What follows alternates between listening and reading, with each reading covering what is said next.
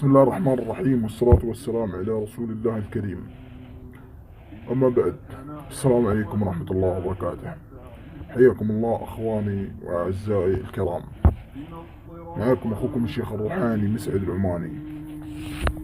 طبعا جتني أسئلة وجاني طبعا الكثير من الأخوة اللي يتواصلون معي، يقولون لي انتصب علي في عمل تنزيل الأموال وأخذ مني فلوسي وما سوالي شيء.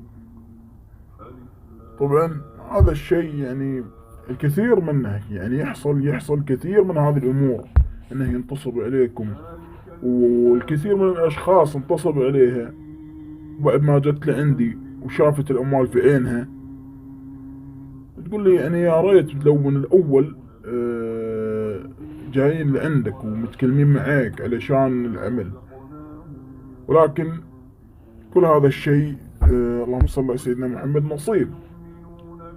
نصيب طبعا. والكثير من الناس ما تخاف الله انها تاخذ فلوس ولا تسوي شيء، حسبنا الله ونعم الوكيل فيهم احسن شيء. لكن على العموم ان شاء الله تعالى انا اللي يجيني ويقول لي تنزيل الاموال مضمون، طبعا تنزيل الاموال مضمون ومجرب باذن الله تعالى. طبعا انا اول شيء بكلمك وبقول لك وبشرح لك عن العمل في الكامل.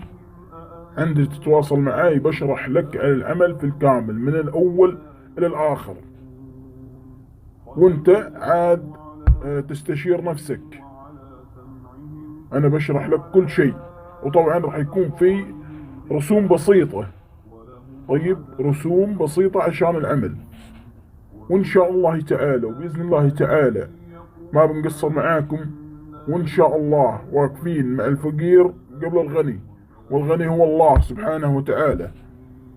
وان شاء الله تعالى بامكانكم التواصل معنا عبر الرقم الظاهر امامكم، وان شاء الله وباذن الله تعالى راح نكون عند حسن ظنكم ان شاء الله، وتبشرون بالسعد باذن الله تعالى.